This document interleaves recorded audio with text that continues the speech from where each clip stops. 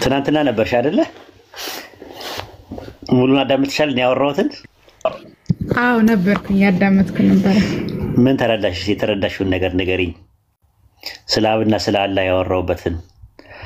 እኛ ሙስሊሞች አላህ አብ ነው ብለን የምናምነው፣ አላህ የተባለው አይደንቲቲ አላህ ነው ብለን ነው የምናምነው። የትኛውን ነው ብዬ ያስተማርኩት?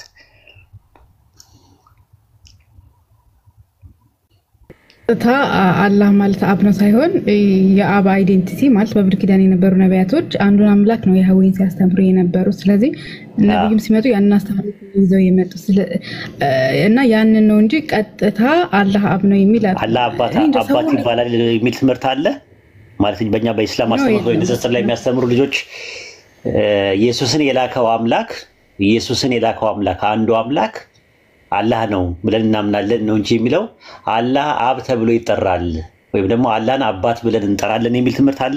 ሰምተሽ ታውቃለች? ንጽጽር ውስጥ ከኛ መካከል ያጀማ ሰምታችሁ ታውቃላችሁ? ኡስታዚ እንደዚህ አስተምሮ የለም እኮ አይስል ሰምታችሁ ታውቃላችሁ? ግን እኔ ሳስተምር አላህ አብ ነው የኢየሱስ አባት ነው የሚል ትምህርት አስተምሬ ያውቃለሁ? አንድ ቀንም ሰምታችሁ እንደዛ ካልሆነ እኮ ሙስሊም አይደለሁም ማለት ነው። እንዴ እኔ እየተናገርኩ ያለሁት ገበሬ ብዬ አላህን አልጠራውም። ግን ገበሬ የተባለው አይደንቲቲ አላህ ነው። ገበሬ ማለት ተንከባካቢ ማለት ነው። አላህ ተንከባካቢ ነው ኦፍ ኮርስ። ግን ገበሬ ብዬ አልጠራውም። እኔ አባት ማለት አስገኝ ነው ይላሉ። ግን አስገኝ ብለን እንጠራዋለን፣ ግን አባት ብለን አንጠራም። እሳት ብለው ይጠራሉ። እሳት ፈራጅ ማለት ነው። ፈራጅ ብለን እንጠራለን። እሳት የሚለውን አንጠራም። እረኛ ብለው ይጠሩታል። እረኛ ማለት ጠባቂ ማለት ነው። ጠባቂ ብለን እንጠራዋለን፣ ግን እረኛ ብለን አንጠቀምም። አለት ይለዋል። አለት ማለት መሸሸጊያ መጠጊያ ማለት ነው። መጠጊያ መሸሸጊያ ብለን እንጠራዋለን፣ ነገር ግን አለት ብለን አንጠቀምበትም። ቁርአንና ሐዲስ ላይ ያልተወሰፈበትን ወስፍ ያልተሰባበትን ኢስባት አናሰብትም አንወስፍም እኛ ሙስሊሞች ማለት ነው። ይሄ ነው እንግዲህ ያለው ቴዎሎጂካል እንትኑ ማለት ነው። እና በፍጹም አላህ አባት ነው ሙስሊሞች ይላሉ የሚለው ነገር ውሸት ነው። እንደዛ ብሎ የሚያምንም የለም፣ እንደዛም አላለም። አብ የተባለው አይደንቲቲው ኦንቶሎጂካሊ እና ሜታፊዚካሊ አይደንቲቲው አላህ ነው ብዬ እናምናለን፣ ሁለት አምላክ ስለሌለ። ምክንያቱም አይደንቲቲ እውቅና አልሰጥም። ሌላ ካላ ውጪ አይደንቲቲ አለ ብዬ አናምንም እኛ ሙስሊሞች። ሱረቱ አንከቡት ምዕራፍ 29 ቁጥር 46 ላይ እንደዛ ነው። አምላካችሁ አንድ አምላክ ነውና ነው የሚለው፣ በሏቸው ነው የሚለው። ስለዚህ ሁሉን የፈጠረ አንድ አምላክ አለ። የአንድ አምላክ አላህ ነው ብለን እናምናለን። እና አይ ቲንክ እንደዛ ነው እንትን ሲሉ የነበሩት ማለት ነው። ሌላው ጥያቄ ያለው ሰው ካለ መግባት ይችላል ማለት አንቺ በጣም የመረዳት ክህሎትሽ በጣም ነው ደስ የሚለው ስለማቅ ነው። ከዛ አንጻር ነው እኔም እንትን ያልኩሽ።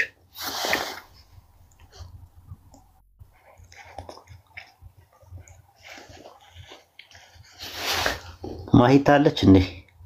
አይቻት አላውቅም። ሰላም ልበላት ግቢና ሰላም በልሽ።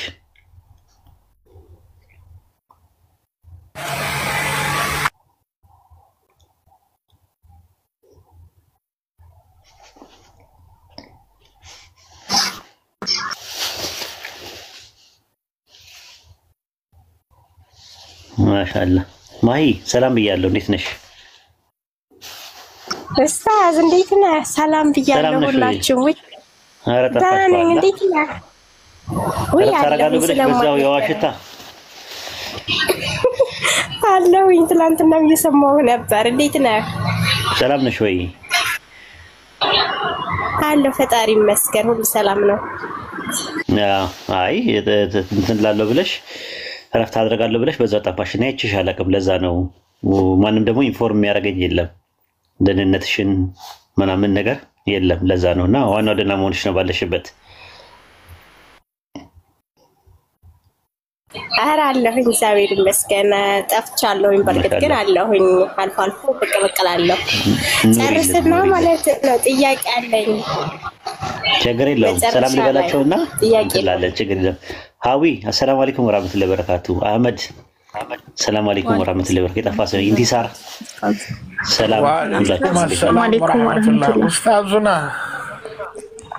ገስት ላይ ሆናችሁ ሰላም ሳልላችሁ ሰላም ናችሁ? የጠፋ ብዙ ሰው የጠፋ ሰው ነው እዚህ።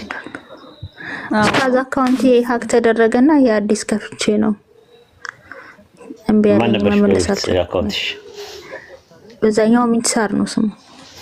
ኦኬ እንስሳ ቤት ምን ስለምን ቤቴ ላይም ስለሚደረግ እንትን አሉብኝ አሰጉ። ኦኬ በቃ ፎሎ አድርጓት ያ ጀማ ኢንቲሳርን ፎሎ አድርጓት ኢንቲሳርን ኢንሻአላህ። ማሂ መቀጠል ትችያለሽ። አብሽሪ መቀጠል ትችያለሽ። መቀጠል ይቻላል። ጥያቄ መጠየቅ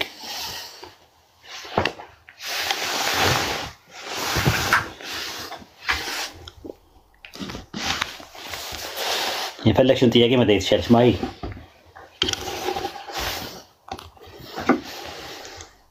ሚዩት ነሽ መሰለኝ አትሰሚም። አይ ቲንክ አይ እሺ ይሰማል አይደል? ትንሽ ኔትወርክ ደካማ ነው ግን ይሰማል ብዬ አምናለሁ። ምንም ችግር የለም ጠይቂ። እሺ ጥያቄ ምን መሰለህ ኡስታዝ አያንዴ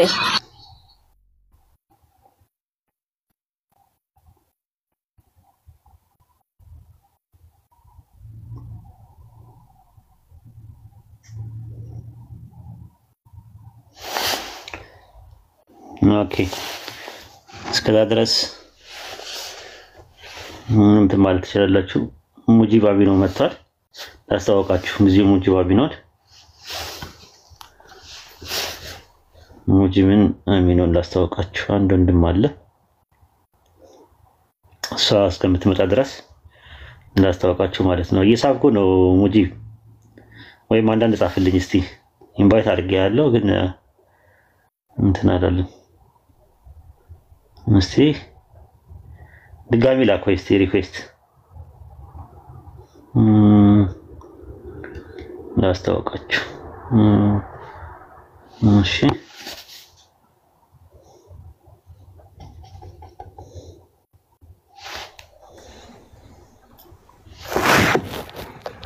ደህና ነው ወይ? ሰላም ነህ? ሰላም ነኝ ያለው አልሐምዱሊላህ። ሁሉ ሰላም ነው አልሐምዱሊላህ አልሐምዱሊላህ ማሻአላህ። ይሄ ነው ትክክለኛ አካውንት አይደል? አዎ አዎ በቃ ይሄ ነው ትክክለኛ አካውንቱ። ያ ጀማ ብዙዎች እያጭበረበሩ ነው በስሙ አካውንት እየከፈቱ የተለያየ ነገር እሱን አትሪቢዩት የሚያደርግ እሱን የማይወሰፍበትን ወስፍ እየወሰፉት ነው ያሉትና ይሄን አካውንቱ ኦፊሻል አካውንቱ ነው። ይሄው ድምጹንም እየሰማችሁ ነው። ፎሎ አድርጉት። ያው እንደምታውቁት ደግሞ የእግር እሳት ነው ልጁ እንደምታዩት ቀላል አይደለም። በሰዎች የሚጠሉት ስልጤ ስለሆነ እንዳይመስላችሁ ዘለው እዛ ተነስተው ኦሮሞን ትግራይ ምናምን ትተው እዛ ዘለው እዛ ስልጤ ጋር ሄዱት ምክንያት አላቸው። ሙስሊሞች ናቸውና ተጽዕኖ ስለሚያሳድር ነው። በዲኑ አይደራደርም። ወኔ ያለው ቁጭት አለው። አላህ የሰውን ሃይማኖት አይነካም። ከአንደበቱ የሰውን ሃይማኖት አታክ የሚያደርግ ቃላት አይጠቀምም። መብታችን ይከበርን እያለ ያለው መብቴ ሙስሊም ነው፣ ሙስሊም መብቱ ነው፣ ሀቄ ይከበር፣ የሙስሊም ሀቅ ይከበር ነው የሚለው ትግሉ። ሌላ ነገር ምንም አድርጎ አያውቅም። ኩፋሮች የሚጠሉት ለዛ ነው። ከዛም ባሻገር ደግሞ የኛዎቹ ደግሞ ጀለፎቹ ደግሞ ምንም የሚያውቁት ነገር የለም። በዛ ፖለቲካ ውስጥ የተነደፉ ሰዎች ቪክቲም የሆኑ ሰለባ የሆኑ ሰዎች ሳያውቁ ዝም ብለው በጭፍን ይጠሉታል። ቀረብ ብለው ማወቅ ነው። እኔ በአካልም ነው ማውቀው በነገራችን ላይ ሙጂብም ማለት ነው። በአካል በግንባር እንደዚህ ቁጭ ብለን ያወራን ልጅ ነን እኔና ሙጂብ ማለት ነውና እና ስለዚህ ሰውን ሳታውቁ በሩቁ መጥላት ጥሩ አይደለም። ሐራምም ነው ራሱ። ጭፍን ፍቅርም ጭፍን ጥላቻም ጥሩ አይደለም።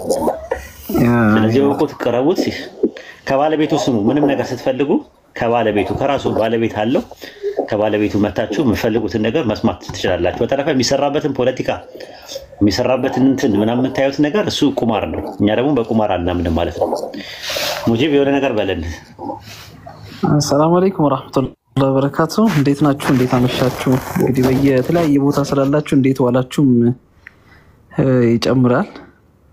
ያው ፈርስት ታይም ነው አይደል ወይዴ ላይቭ ላይ እንደዚህ ስንገናኝ አይ ቲንክ እንደዛ ነውና ያው ብዙ ጊዜ ይሄን ፕላትፎርም ከመመልከት ውጪ ገብቶ ላይቭ ላይ ምናምን መሳተፍ ትንሽ ያስቸግራል። ግን ደግሞ የሆነ ነገር አልተስማማኝም ተብሎ ፕላትፎርሙን መተው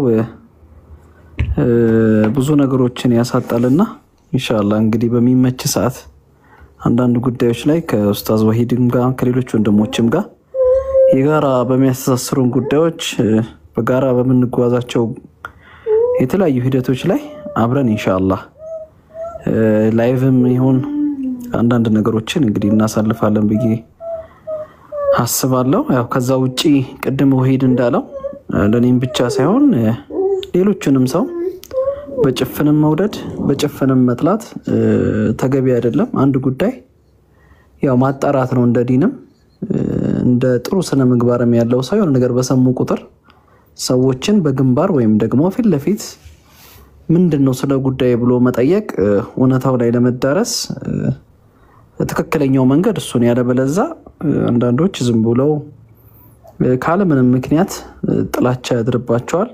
አንድን ሰው ደግሞ ምንም ካለ መረጃ ምንም ነገር በሌለበት መጥላት በጣም ጥሩ ያልሆነ ነገር ነው።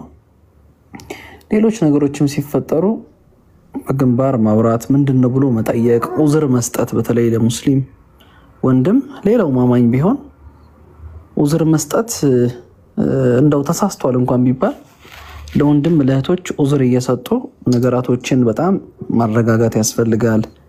የወንድምን የእህትን ሐቅ ደግሞ ድንበር ሳይታለፍ ክብሩን በጠበቀ ሁኔታ ነገራቶችን ማየት በጣም ለራስም ክብር ነው ለወንድምም ክብር ነው። በዚህ ደግሞ የወንድምን የእህትን ክብር ደግሞ መጠበቅ አጅር የሚያስገኝ ነገር ነውና ብዙዎቻችን እዚህ ፕላትፎርም ላይ ሌሎችም ፕላትፎርም ላይ ሶሻል ሚዲያ ላይ ትንሽ የሆነች ነገር እናገኝና ያንን ነገር አንዳንዴ ኤግዛጁሬት እያደረግን አንዳንዴ ደግሞ እኛ በተረዳነበት መንገድ ብቻ በመልቀቅ የሰዎችን ቀልብ መስበሮች ይከሰታልና ለሁላችንም ያው የሰው ቀልብ በጣም ትልቅ ቦታ አለው አላህ ዘንድ በጣም ብዙ ነገሮችን ነው የሚያበላሽብን ነፍስንም በጣም ያቆሽሻልና ሁላችንም የሆነ ነገሮች በተነገሩን ቁጥር በሰማን ቁጥር ለመያዝ በመሞከር ዑዝር ለመስጠት በመሞከር የወንድምን ክብር መጠበቅ ለዱንያም ለአኺራም ትልቅ አስተዋጽኦ አለውና ሁላችንም ያው እኔንም ጨምሮ የሆነ ነገሮች በተከሰቱ ቁጥር ከማማትና ወሬ ከማዋሰድ በጣም ተቆጥበን እንደው ለወንድም ለእህት ይጠቅማል ወይ ብሎ ማሰብ ለማህበረሰብ ይጠቅማል ብሎ ማሰብ እንደው ዲንንስ ይጠቅማል ብሎ ማሰብ ነውና እርስ በራሳችን ትስስራችንን ማጠናከር ያንዱን ጉድፍ ከማየት ይልቅ እንደው እንዴት አድርጌ ወንድሜን እህቴን ላሻሽላት ብሎ መመካከር የዲን መመካከር ስለሆነ መመካከሩ መደጋገፉ በጣም ጥሩ ነገር ነውና እንደ አጠቃላይ አንድነታችንን በጣም መጠበቅ አለብን። የውስጥ ጉዳዮች ላይ ትኩረት አለማድረግ ያው አይነሱ አይስተካከሉ ማለት ሳይሆን የውስጥ ጉዳይ እንደተጠበቀ ሆኖ ግን በውስጥ ጉዳይ እንደምታውቁት ለማውራት ለመከራከር ቁጭ ብሎ ለመነጋገር አጥሩ የራሳችን አጥር በጣም ጠንካራ መሆን አለበትና ቁጭ ብሎ ለማውራት ቁጭ ብሎ ለመወያየት ነገራቶችን ለማስተካከል የውስጥ ነገራቶችን ልዩነቶቻችንን አንዳንድ መስተካከል መጥበብ ያለባቸው ነገሮች በዙሪያችን ያለው ነገር በጣም ጠንካራ መሆን አለበት ለሱ እንኳን ማለት ነው። ስለዚህ ሌላው ኃይል በጣም እኛን ለማጥፋት እየሰራ እኛን ኢትዮጵያዊነታችንን ለመክፈፍ እየሰራ ዲናችንን ለማጥፋት እየሰራ ተቋሞቻችንን ለማፍረስ እየሰራ አክፍሮታ ኃይላት በከፍተኛ ሁኔታ በከፍተኛ ኢኮኖሚ ደረጃና በተለያየ አይነት ሁኔታዎች ላይ እኛን ለማጥፋት እየሰሩ እኛ በጣም ቅርንጫፍ በሚባል በጣም ማይነር በሚባል ወይም ደግሞ ጊዜ ሰተነው በጊዜ ሂደት ውስጥ የሚመለሱ ነገሮችን በጣም በቃ እርስ በርስ እኛ በጣም እንዞላለመው ነገር በጣም ከባድ ነውና የውስጥ ችግሮቻችንን እንደምንም በመተላለፍ ዑዝር በመስጠት ነገ ይደርሳል በማለት ግን ለውጭ ጉዳይ በጣም እኛን በሚያጠፋን ጉዳይ አብሮ መተሳሰር አብሮ መስራት ያስፈልጋልና ምናልባት እቺ ናት የመጨረሻ መልእክት የምትሆነው። ወሂዴ ማሻአላ ጀዛከላ ይረንጀዛ ያው እንደሚታወቀው ታውቃለህ ሶስት አይነት ረድፍ ነው ያለው። ከውጪ ወደ ውስጥ የሚጣሩ ሰዎች አሉ የሚገነቡ ማለት ነው። አሁን እኛ እንደዛ ነን ከውጪ ወደ ውስጥ ነው የምትመለው። ሌላው ደግሞ አጥሬ ከበርልኝ አጥሬን ባለቤቱን ካልናቁ አጥሩን አይነቀንቁ የሚል ነገር አለ። እንደ ሙጂ ማሚኖ ደግሞ አጥራችን አይነካ የሚል አለ። ያ ደግሞ ውስጥ ነገር ያለውን ፕሮብሌም ደግሞ የሚፈቱ ሰዎች አሉ፣ ወንድሞችና እህቶች አሉ። ሁሉም ፕሮፌሽናሊ የሚሰሩ ሰዎች ስራዎች የራሳቸው ስራ አላቸው። አላህ ሁሉንም ይጠብቃቸው። አላህ ይጠብቅ። እንግዲህ ይሄንን ነው የምንለው። ተተዋወቁት፣ አካውንቱን ፎሎ አድርጉት። ይሄ ነው ትክክለኛ። ሌሎች ብዙ ፌክ አካውንቶች አሉ ከሱ ቁጥር በላይ የሆኑ ግን እሱን አይደለም የሚወክሉት ማለት ነው። እና የሆነ ነገር ቢፈጸም የሆነ ነገር ቢል እሱ ነው ያለው ብላችሁ አታስቡ ማለት ነው። እና ይሄን ይመስላል። ጀዛከላ ኸይረን ጀዛ። ወያከላ ወሂደ ኢንሻአላህ ሌላ ጊዜ በሰፊው እንትን እንላለን። አሚን። እሺ በርታ። እሺ ቦታ አለ፣ አትውረድ። ራሱ ቦታ አለ። እኛ መቀጠል እንችላለን። እሺ ቢታርገው ማዳመጥ ትችላለህ። ማሂ መቀጠል ትችላለሽ። ማሂ መልካም። እሺ ወሂድ ማለቴ እንትን ነው ስላልገባኝ ልታስረዳኝ ትችል ከሆነ ነው ከማለት ነው የምጠይቀህ። ትንቢተ ኤርምያስ ምዕራፍ 44 ከቁጥር 17 ጀምሮና እንዲሁም እዛው ትንቢተ ኤርምያስ 7:17 ጀምሮ ያለችው ሴት ማን ናት? ያቺ ሴት ማን ናት? እግዚአብሔርን የምትቆጣ ሴት ማን ናት? ትንቢተ ኢሳይያስ ምዕራፍ 44 ከቁጥር 17 ጀምሮ። ኦኬ እሺ። ነገር ግን እኛና አባቶቻችን ነገስታቶችን በአለቆችና በይሁዳ ከተሞች በኢየሩሳሌም አደባባይ ላይ እናደርግ እንደነበረ ለሰማይ ንግስት እናጥን ዘንድ የመጠጥን ቁርባን እናፈስበት ዘንድ ካፋችን የወጣ ቃል ለሁሉም በእርግጥ እናደርጋለን። በዚያ ጊዜ እንጀራም አልጠገብንም ምናምን። የሰማይ ንግስት ማጠን በእርሷ የመጠጥ ቁርባን ፓጋኖቹ ላይ ያለች የሰማይ ንግስት የምትባል አለች፣ ኪንግ ኦፍ ሄቨን የምትባል ብለው የሚያምኑ አሉ። እና ያንን ነው ከዛ አንጻር ነው የሚናገረው ማለት ነው። የሰማይ ንግስት የሚለው ከዛ አንጻር ነው እንጂ ማርያምን አይደለም። እንደዛ ከተባለ በአሉታዊ ነገር ነው የሚያቀርባት፣ በአሉታዊ ነገር ነው የሚያቀርባት እንጂ በአዎንታዊ ነገር አይደለም የሚያቀርባት ራሱ ማለት ነው። እና ከዛ አንጻር ስለ ፓጋን ነው እንትን የሚለው ለሰማይ ንግስት አጠኑ ምናምን እያለ የሚናገረው ማለት ነው እንጂ ማርያምን አይደለም። እርግጠኛው የምነግርሽ። ኦኬ 7 ላይ ያለውም ይገናኛል ከሷ ጋር። ቁጥር ስንት ላይ ያለው ምን ላይ? እዛው ትንቢተ ኤርምያስ ላይ 7:17 ላይ እንደዛው ተመሳሳይ ነው። 7:17 ላይ ኤርምያስ 7:17 ላይ ያለው ያስቆጡ ዘንድ ለሰማይ ንግስት እንጎቻን እንዲያደርጉ ሌሎችን ማለት የመጠጥ ቁርባን እንዲያፈሱ ምናምን ነገር እያለ ይናገራል። የሰማይ ንግስት የምትባለው ፓጋን ውስጥ ያለች ናት ራሱ ሂስቶሪካሊ ማለት ነው ያለው ማለት ነው። ራሱ የሰማይ ንግስት እየተባለ ማለት ነው ምንድን ነው የሰማይ ንግስት እየተባለች የምትባለው ማለት ነው። ከዛ አንጻር ነው የሰማይ ንግስት ፓጋን ውስጥ ያለች ናት የሰማይ ንግስት እየተባለች የሚሏት። ነገር ግን ባይብል ላይ የሰማይ ንግስት የምትባለዋን እንትን ይላታል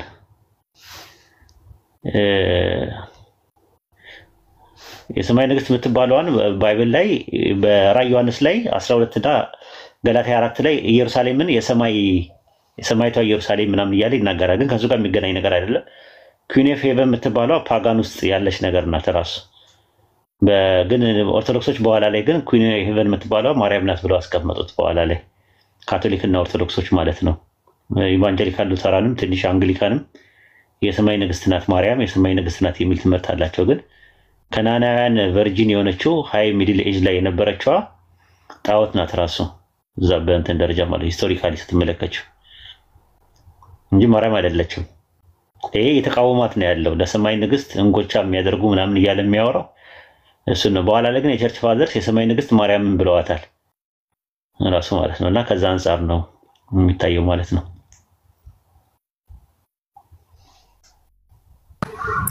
ስለዚህ ማርያም ናት የሚለው ነገር አያስኬድም ማለት ነው።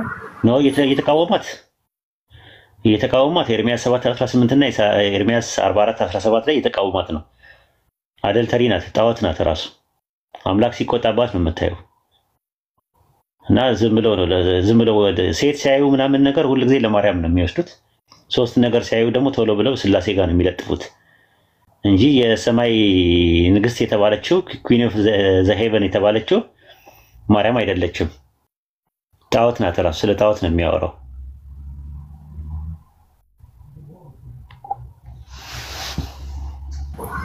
እሺ በቃ እሺ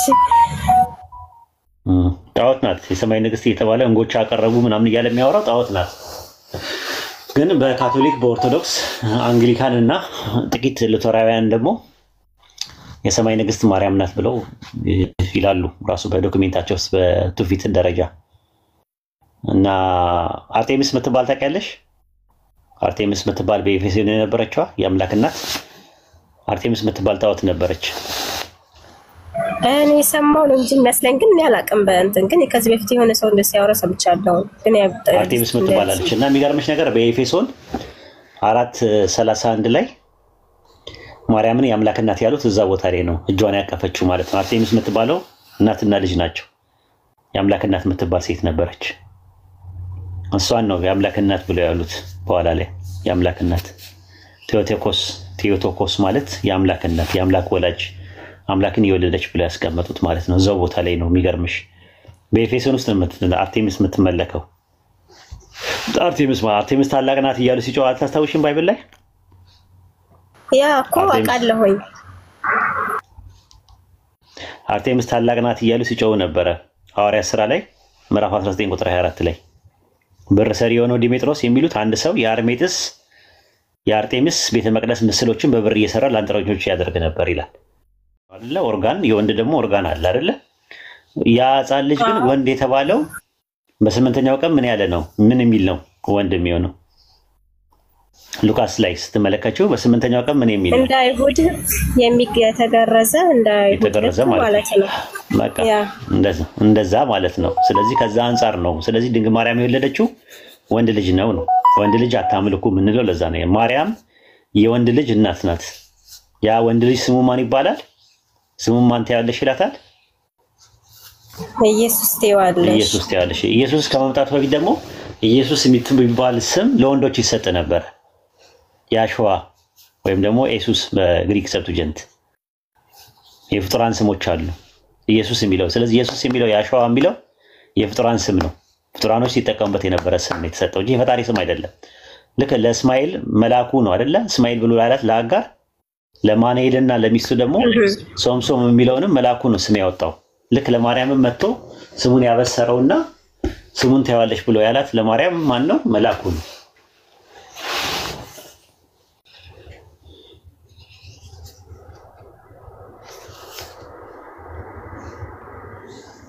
ግልጽ ነው?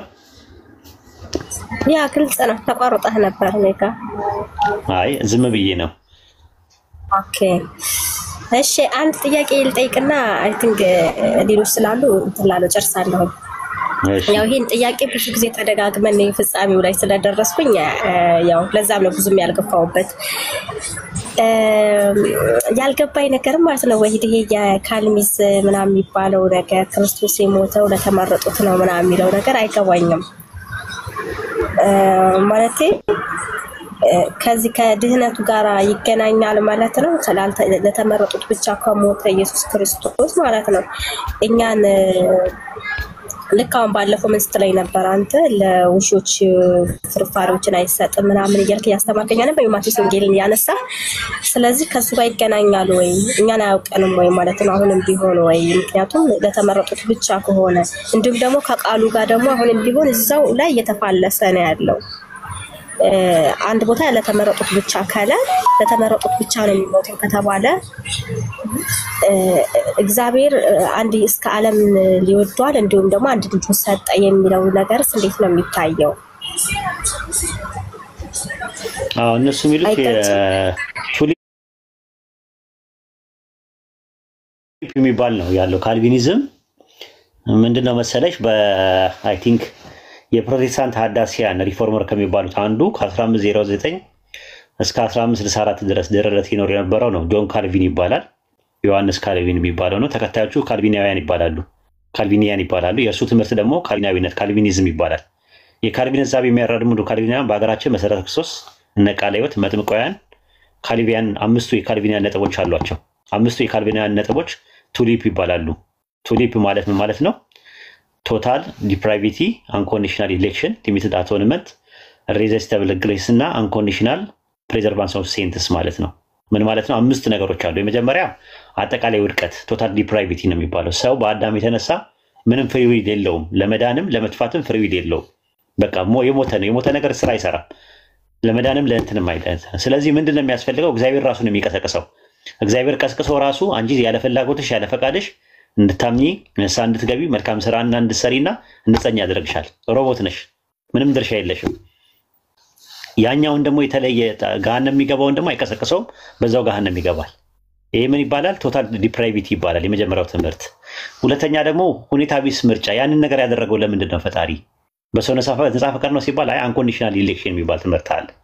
ሁኔታ ቢስ ምርጫ፣ ያለ ፍላጎትሽ ያለ ፈቃድሽ እሱ ስለመረጠ ነው። በቃ የመረጠውን መረጠ፣ ያልፈለገውን ደግሞ ያልመረጠውን አልመረጠ። ሶስተኛ ውስን ስርየት የሚባል ነገር አለ። ሊሚትድ አቶንመንት የሚባል ነገር አለ። ያ ማለት ክርስቶስ የሞተው ለተመረጡት ብቻ ነው፣ ለቀሰቀሳቸው ብቻ ነው የሞተው። አይተሽ ከሆነ በጎቼ ምን እንዲሰማሉ አለ፣ ድምጼን ይሰማሉ። ስለዚህ በጎቼ ድምጼን ይሰማሉ ካለ በጎቹ ናቸው ድምጽ የሚሰሙት እንጂ የሚያምኑት በጎቼ ይከተሉኛል ነው የሚለው። ስለዚህ መጀመሪያ በግነት ይቀድማል። ሰዎች የሚያምኑት በግ ሲሆኑ ነው እንጂ ስላመኑ አይደለም በግ የሚሆኑት በካልቪን ትምህርት። አራተኛው ደግሞ የማይገታ ጸጋ የሚባል ነገር አለ። ኢሬዚስቲብል ግሬስ ይባላል። እሱ ደግሞ ምንድነው? አንቺ አለመጽናት አትችይም። ዋን ሴቭ ኦልዌይስ ሴቭድ ነሽ። አንድ ጊዜ ዳነ ሁሉ ጊዜ ይድናል እና መቅዳት አትችይም። መቅዳት ምናምን ነገር አትችይም። በቃ እግዚአብሔር በቃ ሮቦት አድርጎሻል። አንቺን እንድትጸኝ ያደርግሻል። መልካም ስራ የሚያሰራሽም ራሱ ነው። አንቺ ምንም ነገር እጅሽ የለበትም። በጸጋው ነው የምትሰሪው። ሮሞ ማለት እንትን የሚልሽ ማለት ነው። አምስተኛው ደግሞ ሁኔታ ቢስ የቅዱሳን ጽናት ይብላል። አንኮንዲሽናል ፕሪዘርቫንስ ኦፍ ሴንትስ ይላል። በቃ አንኮንዲሽናል ነው። ከሲጸኑ ኮንዲሽናል አይደለም። በቃ እሱ ራሱን የሚያጸናቸው ፈልገው አይደለም የሚል ነገር አለ። ይሄ ምን ይባላል? የካልቪን ቱሊፕ ይባላል ትምህርቱ ማለት ነው። ከዛ በኋላ ነው በኋላ ላይ ደግሞ የእሱን ትምህርት የሚቃወም ሰው ተከሰተ ማለት ነው። የእሱ ተማሪ የነበረው ቴዎድሮስ ቤዛ የሚባል አለ። የካልቪን ተማሪ ነው። በ1591 ደረለት የታድሶ ሀዳሲ በመሆን የተነሳው የደች ተወላድ የያዕቆብ አርሜኒየስ የሚባለው የእሱ ተማሪ ነው። የካልቪን ተማሪ ነው። አሁን የያዕቆብ አርሜኒየስ የሚባለው የአርሜኒየስ ተከታዮች ደግሞ አርሜኒያን ይባላሉ። ትምህርቱ ደግሞ አርመናዊነት ይባላል፣ አርሜኒዝም ይባላል ማለት ነው። የአርሚን እሳቤ ደግሞ 5 ናቸው።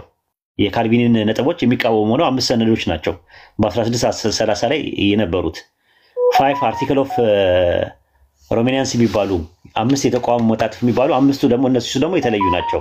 የመጀመሪያው ሁኔታዊ ምርጫ ይባላል። ኮንዲሽናል ኢሌክሽን ነው። አምላክ የሚመርጠው አንድ ሰው ንስሐ ሲገባና ሲያምን ነው። ልክ እንደ ሙስሊሞች ማለት ነው። አላህ ይመርጣል ባሮቹን ለጀነት የሚሆኑ ሰዎች ይመርጣል። ሲመርጥ ግን ንስሐና እምነት ይጠይቃል ከሰውየው። ስለዚህ ምን ይባላል? ሁኔታዊ ምርጫ ይባላል። ኮንዲሽናል ኢሌክሽን የሚባል ነገር አለ። ትክክል ነው። ሁለተኛ ውስን አልባ ስርየት የሚባል ነገር አለ። አንሊሚትድ አቶንመንት አለ። ኢየሱስ የሞተው ለዓለም ሕዝብ ሁሉ ነው። ግን የዓለም ሕዝብ ያንን ነገር መቀበል የሚችለው በምርጫው ነው። መቀበል አለመቀበል ይችላል። ያ ምን ይባላል? ውስን አልባ ስርየት፣ አንድ ሊሚትድ አቶንመንት የሚባለው ማለት ነው። ሶስተኛ ከፊል ውድቀት ፓርሻል ዲፕራይቪቲ ነው። በአዳም የተነሳ የመጣው ነገር ሙሉ ለሙሉ ፍሪዊልን የሚቃወም አይደለም። ማለትም በብሉይ ኪዳን የነበሩ ክርስቶስ እስኪመጣ ድረስ ጻድቃን የነበሩ ሰዎች ነበሩ፣ የሚታዘዙ ሰዎች ነበሩ። ስለዚህ የአዳም ኃጢአት ወይም ውርስ ምናምን የሚባለው ነገር ቢመጣም ነገር ግን አጠቃላይ የሆነ ብልሽትነት የለውም የሚል ነው። አራተኛ የሚገታ ጸጋ ነው ያለው። ጸጋውን ማግኘትም ማስተባበልም ሰው ይችላል። ስለዚህ የሚገታ ጸጋ ነው፣ ሬዚስተብል ግሬስ ነው ያለው ብለው ያምናሉ። አምስተኛውና የመጨረሻ ደግሞ ሁኔታዊ ቅዱሳን ጽናት ኮንዲሽናል ነው። ነገ ጠዋት ባክስ ላይ ሊያደርጉ ይችላሉ፣ ሊያዳልጡ ይችላሉ። እስከ መጽናት አለመጽናት የእነሱ ምርጫ ነው ብለው ያምናሉ። እነዚያ አምስቱም ሁለት ካልቪኒዝም እና አርሜኒያኒዝም ተብለው ለሁለት ይከፈላሉ። ፕሮቴስታንት ውስጥ ያለው ጎራ ማለት ነው። የሚገርም ነው። እኔ በየትኛው እንዳለሁ እኮ ራሴን እየመረመርኩ ነው። አይገርምህም? አይ በቃ ሻመሰግናለሁ። አርሜኒያን ይሻላል። አርሜኒያኒዝም ይሻልሻል ከካልቪኒዝም።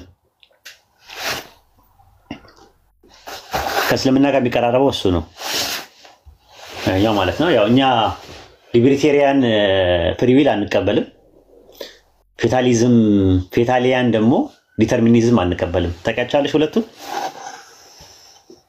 ሊበርቴሪያን ማለት አርነታውያን የሚባሉ አሉ። አርነታውያን የሚባሉት ፍሪዊል አለ። በፍሪዊል ጀነትም ጀሃነምም መግባት እችላለሁ። ነገር ግን ከኔ በፊት እኔ አንድ ነገር ከመከሰቱ በፊት አምላክ አያውቅም የወሰነው ምንም ነገር የለም ብሎ የሚያምኑ ናቸው። እነሱ ምን ይባላሉ?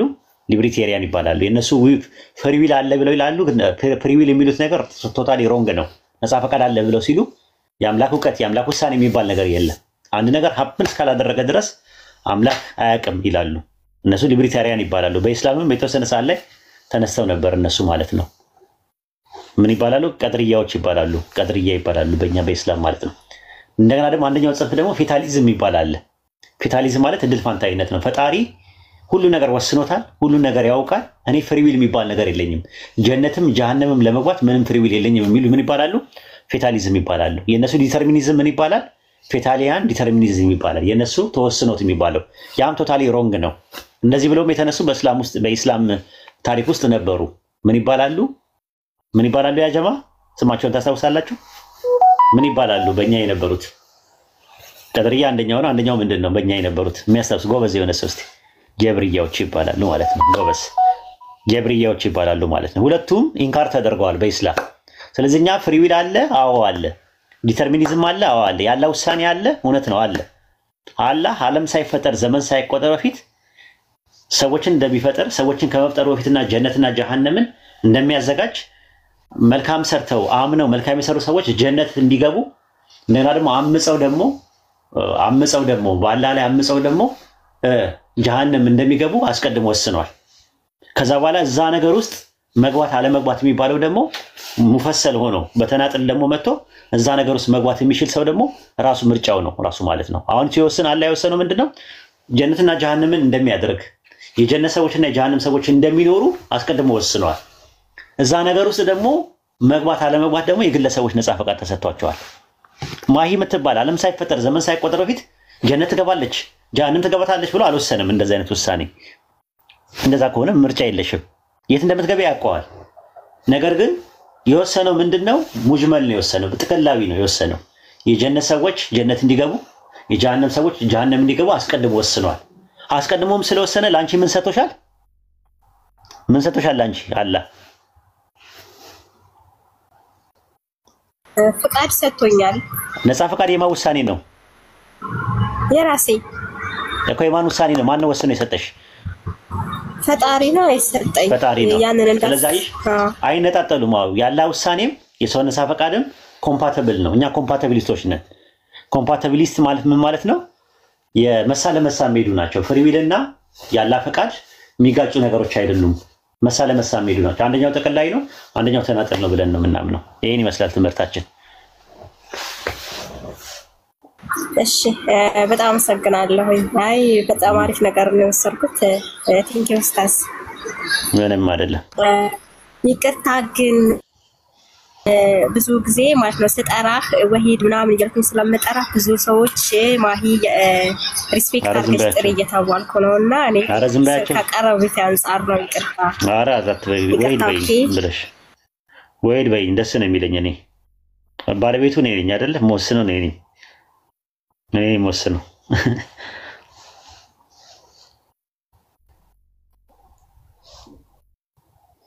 እኔ መወስነው።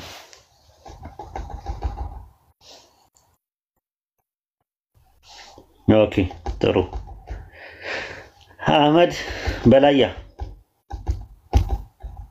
ኡስታዙና ምን እንደፋው አለን ሜዳው ጭቃ ስለበዛበት ትንሽ ፍሬን ይዘን ነው ኡስታዝ። እናንተ ስትገቡ እኮ ከስራ አለን አታዩ። ኦኬ እንደዛ ነው። እናንተ ስትገቡ አለን ኢንሻአላህ። ምክንያቱም ቲክቶኩ በቃ እናንተ ካላችሁ ከእናንተ ስር የሚበቅሉ ካሉ እንከተላለን። በተረፈ ግን ሌላ ቦታ አልታየም።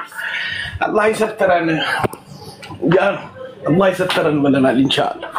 አሜን አሜን። በርታ፣ አላህ ያበርታ። እሺ ጥያቄ ያላችሁ ክርስቲያኖች መግባት ትችላላችሁ። አቅም ይስጣችሁ፣ ቅባውን ይጨምርላችሁ፣ ጤና ደግሞ ያውን ያብዛላችሁ። አሜን አሜን አሜን አሜን። ፓስተር በላያ የድሮ ፓስተር በላያ ያውኑ አህመድ አስቸገርከን እኮ አሁን በጎች ድምጽ ይሰማሉ እያል ልጅቷ ራሱ ትዝ አለችኝ እኮ እንደ በግ ኑሪ ተብዬ ያለች ሳር ስለሌለም ያቆምኩታል። የሰው ኢየሱስ ራሱ ነፍሱን ስለ በጎች ያኖራል ነው የሚለው። እንጂ ስለ ሁሉም አይልም። ኢየሱስ አይተህ ከሆነ ነፍሱን ስለ በጎቹ ያኖራል ብለው ነው የሚጠቅሱት። ካልቪኒዝም እንደዛ ነው። ለበጎቹ ነው የሞተው ብለው ነው የሚያስቡት እነሱ። ለዓለም ሁሉ አልሞተም ነው የሚሉት። እና ማሂ አለሽ እዚህ ጋር ጥያቄ የሚነሳ አለ። የሚያነሱት ጥያቄ ምናልባት ወደፊት ካጋጠመሽ እንደዚህ ኢየሱስ ለዓለም ሕዝብ ሁሉ ነው የሞተው ወይ ብለው ይጠይቁሻል። አንቺ ምን ታያለሽ? እኔ አሁን የምለው የሚገርምህ ነገር ቅድምም እንኳን ስጭልሃለሁ እንደዛ ከሆነ ገሃነም የሚገባ ሰው የለም ማለት ነው። ለዓለም ሁሉ የሚሞት ከሆነ እንዴ ገባሉ እንጂ ገሃነም ለሚገቡት ሞተዋል ወይ? ኢየሱስ ለማዳን ከሆነ ከገሃነም ለማዳን ከሆነ የሚሞተው ገሃነም ለሚገቡ ሞተዋል ወይስ አልሞተም ኢየሱስ? እንዴ እግዚአብሔር የሰጠው እኮ ዓለምን ሊያድን አይደል እንዴ? ዮሐንስ ገባኝ። ግን ገሃነም ለሚገቡት ሞተዋል ወይስ አልሞተም ነው ጥያቄያቸው የነሱ። አሁን ገሃነም ለሚገቡት ሞተዋል ወይስ አልሞተም? ከገሃነም ጋር ምን ያገናኘዋል? ወይ ከኃጢአት ጋር ነው እኮ ገባኝ። ገሃነም ለሚገቡ ሰዎች ኢየሱስ ሞቷል ወይስ አልሞተም? እና ቃሉን እንጃ ሞቷል መሰለኝ እኮ ሞቷል ካልሽ ገሃነም ለሚገባሉ ይልሻል። አልሞተም ካልሽ ደግሞ ለሁሉም አልሞተም ማለት ነው። ለተመረጡት ብቻ ነው የሞተው። ጀነት ለሚገቡ ብቻ ነው የሚገቡት ብለው እንትን ይላሉ። እንደገና ደግሞ ዩኒቨርሳሊዝም የሚባል ደግሞ ሌላ ኮንሴፕት አለ። ሰምተሽ እንደሆነ ደግሞ ሌላ አለ። ሁሉም ሰው ገነት ነው የሚገባው መጨረሻ ላይ። ገሃነም ማለት ልክ እንደ እንትን ነው። ቅጣት የለም። ምንድነው ማረሚያ ቤት አታውቂም? ማረሚያ ቤት የሚቀጣ ሰው ተቀጣው መጨረሻ ላይ ሁሉም ሰው ይገባል። እንደዚህ የለም እኮ ወሂድ ወላሂ አለ። ዩኒቨርሳሊዝም ይባላል እነሱ። ዩኒቨርሳሊዝም የሚባል ትምህርት ነው ያለው። ቸርች ፋዘርስ ብዙዎች እንደዛ ብለው ያምናሉ። ዩኒቨርሳሊዝም የሚባለው ዩኒቨርሳሊዝም ብለሽ ብትጠይቂ እንደዛ ነው ወይ ምን አለ እንዳትዪ ዩኒቨርሳሊዝም ይባላል ራሱ ማለት ነውና ያ ትምህርት እንደዛ ነው። ሁሉም ሰው መጨረሻ ላይ ምን ይላል? ሁሉም ሰው መጨረሻ ላይ ገነት ይገባል። መስዋዕት በጨው ይቀመማል፣ የሰውም ሕይወት በእንትን ይቀመማል፣ በእሳት ይቀመማል የሚል አለ። ስለዚህ ገሃነም የሚገቡ ሰዎች ለእንትን ነው ብለው ነው የሚያምኑት፣ ለጊዜው ለመቀጣጫ ምናምን ነገር ብለው የሚያምኑ አሉ። እንደዛም የሚያምኑ አሉ። መስዋዕት በጨው ይቀመማል፣ የሰው ሕይወትም በእሳት ይቀመማል ይላል። ሁሉ በአዳም እንደሚሞት ሁሉም በክርስቶስ ሕያው ይሆናል ይላል ባይብል ላይ ማለት ነው። በአንድ ሰው አለመታዘዝ ብዙዎች ኃጢአተኞች ሲሆኑ በአንድ ሰው መታዘዝ ደግሞ ሁሉም ጻድቃን ይሆናሉ ይላል። ሰዎች ሁሉ ሊድኑና እውነትን ለማወቅ እንዲደርሱ ይላል። ሰዎች ሁሉ ይድናሉ ይላል አንደኛ ጢሞቴዎስ ምዕራፍ 2 ቁጥር 3 ላይ። ብዙ ቦታ ላይ አንደኛ ጢሞቴዎስ ምዕራፍ 4 ቁጥር 10 ላይ ሰውን ሁሉ ይልቁንም የሚያምኑትን በሚያድነው በሕያው አምላክ አለ ሰው ሁሉ ይድናል ይላል። ቲቶ 2:11 ላይ ሰዎች ሁሉ የሚያድን የእግዚአብሔር ጸጋ ተገልጧልና ይላል። አንደኛ ቆሮንቶስ 3:15 ላይ የማንም ስራ የተቃጠለ ቢሆን ራሱ ይድናል፣ ሁሉ በእሳት እንደሚድን ይላል። ገሃነም ውስጥ ገብተው ይድናሉ የሚል ትምህርት ነው ያለው። ትምህርት ደግሞ አለ። ምን የሚባል ትምህርት አለ መሰለሽ? ኢየሱስ እንትን ያለው ምንድን ነው? ኢየሱስ ገሃነም ገብቶ ተቀጥቷል ለሰው ሲባል ፔናል ሰብስቲሽናል አቶንመንት የሚባል አለ። ሰምተሽ ታውቂያለሽ? የምትክ ቅጣት ስርየት የሚባል ሪፎርምድ ቴዎሎጂ ውስጥ ነው ያለው። ያ ኮንቨናንት ቴዎሎጂ ውስጥ ነው ያለው ያ ነገር ራሱ። ሰምተሽ ታውቂያለሽ? ፕሮቴስታንት ውስጥ እንደዛ አይነት ትምህርት አለ። አረኔ ያላውቅም። ክርስቶስ ስሚ በደንብ ክርስቶስ ሰይጥኗል፣ በሰዎች ቅጣት ፋንታ ሲኦል ውስጥ በአብ የእሳት ቅጣት ተቀጥቷል የሚል ትምህርት ነው። ገሃነም ውስጥ ገብቶ ተቀጥቷል ለሰዎች ብለው እንዳይቀጡ። አብ የቁጣው ማብረጃ ነው ራሱ። በጣም ተቆጥቶ በአዳም የተነሳ በጣም ተቆጥቶ ነበረ። ወሂድ በተሰቀለ ጊዜ ወደ መቃብር ወርዷል፣ ወደ ሲኦል ገብቷል የሚባለው ነው። ሲኦል ገብቶ ግን ተቀጥቷል ራሱ። አብ ቁጣውን ያበረደው በሱ ነው። እግዚአብሔር የሁላችን በደል በእርሱ ላይ አኖረ ስለሚል ከዛ በኋላ ፔናል ሰብስቲሽናል አቶንመንት የሚባለው ትምህርት ፕሮቴስታንት ውስጥ ያለው ይሄ ነው ራሱ። እና ሴጣን ኢየሱስ ሸይጥኗል። መሸጠን ታውቂያለሽ? ሴጣን ሆኖ ነበረ ለተወሰነ ጊዜ ራሱ ማለት ነው። ምን ጉድ ነህ ግን አንተ ጋር። እኔ እኮ አንተ ጋር ስመጣት ሌላ ችግር ነው ይዤ የምሄደው። ጉድ ነው። ምን ይላል መሰለሽ? ስለኛ ኃጢአትም እርግማንም ነው የሆነው ኢየሱስ። ኢየሱስ ኃጢአተኛ ብቻ አይደለም የሆነው፣ ኃጢአትም እርግማንም ነው የሆነው ለጊዜው። እና ኃጢአት እግዚአብሔር ማየት ስለሚጸየፍ ዞር አለና ቀጣው ራሱ ማለት ነው። ቁጣውን ያበረደበት ኃጢአተኛ ሳይሆን ኃጢአት ሆኗል ኢየሱስ። ላሳይሽ ጥቅሱን ስለኛ ኃጢአትን አደረገው። አብ ኢየሱስን ኃጢአት አደረገው። ኃጢአት የሚባለው ራሱ ኢየሱስ ነው። እንደ ባይብል ላሳይሽ። ገላትያ ነው አሳይ። ገላትያ ሳይሆን ሁለተኛ ቆሮንቶስ ምዕራፍ 5 ላይ ነው ያለው። ሁለተኛ ቆሮንቶስ ምዕራፍ 5 ቁጥር 21 ላይ እኛ በእርሱ ሆነን እግዚአብሔር ጽድቅ እንሆን ዘንድ ኃጢአትን ያላወቀው እርሱ ስለኛ ኃጢአት አደረገው ይላል። ኃጢአትን ይወቀ ኢየሱስ ኃጢአትን እግዚአብሔር ኢየሱስን ኃጢአትን ያደረገው ራሱ ኃጢአት የሚባለው ራሱ ኢየሱስ ነው። አይገርምም? ይሄ እኮ ኃጢአት አድርጎ ሳይሆን ያው የኛን ኃጢአት አደረገው እሱን እኮ በቃ ማን ነው ኃጢአት? እግዚአብሔር ማንን ነው ኃጢአት ያደረገው? እኮ ኢየሱስን ያደረገው የኛን ይላል ባይብል። የኛን ኃጢአት ወስዶ ኢየሱስን ምን አደረገው? ኃጢአት አደረገው። ምክንያቱም እንትን ላይ ስለዚህ ኢየሱስ ምንድነው? ኢየሱስ ምንድነው ማለት ነው? ኃጢአት ነው ማለት ነው ብሎ ነው የሚያስቀምጠው። ገላትያ ላይ ደግሞ ምን ይላል? እርግማን አደረገው ነው የሚለው። ተረገመ አይደለም የሚለው። የምታሳየኝ እንዴ? ተረገመ አይደለም የሚለው። እርግማን አደረገው። ኢየሱስ እርግማን ነው። እርግማን ነው እኮ ኢየሱስ እርግማን ነው እንጂ የተረገመ ነው አይደለም እኮ። ስለኛ ተረገመ ቢል ኖሮ ሌላ ጉዳይ ነው። ኃጢአትን ያላወቀው እንደገና ደግሞ ምን ይላል መሰለሽ? እሺ ገላትያ ምዕራፍ 3 ላይ ቁጥር 13 ላይ በእንጨት የሚሰቀል ሁሉ የተረገመ ነው ተብሎ እንደተጻፈ ክርስቶስ ስለኛ እርግማን ሆኖ ይላል። ምን ሆኖ? እርግማን ሆኖ። አየህ ህጉ ነው የተረገመው እንጂ ኢየሱስ አይደለም። ህጉ ግን ማን ነው እርግማን የሆነው? ማን ነው እርግማን የሆነው ነው የሚለው እዚህ ላይ እኮ። ህጉ ስለተረገመ ያንን ህግ ደግሞ የተሸከመው ኢየሱስ ነው። ኢየሱስ ስለዚህ ምን ሆነ አለ ኢየሱስ? ኢየሱስ ምን ሆኗል? ምን ሆኗል? እርግማን ሆኖ ብሏል። እርግማን ነው ኢየሱስ። ኃጢአትና እርግማን ነው። ይሄ ትምህርት ምን ይባላል? ይሄ ትምህርት ምን ይባላል? ህግ ነው። ህግ የህግ ነው። ምን ይባላል? ይሄ ትምህርቱ ምን ይባላል? በፕሮቴስታንት ምን ይባላል ያልኩሽ? ፔናል ሰብስቲሽናል አቶኖመንት የሚባል ነገር አለ። ሰይጣናል ይባላል። ሰይጣን ሆኖ ነበር ኢየሱስ በአንድ ወቅት የሚል ትምህርት የፕሮቴስታንት አዳሲያን ትምህርት ነው። እና የተወሰኑ ሰዎች አሉ፣ ሁሉም አይደሉም። የምትክ ቅጣት ስርየት ብለሽ ጠይቂያቸው። ፔናል ሰብስቲሽናል አቶኖመንት የሚባል ትምህርት አለ።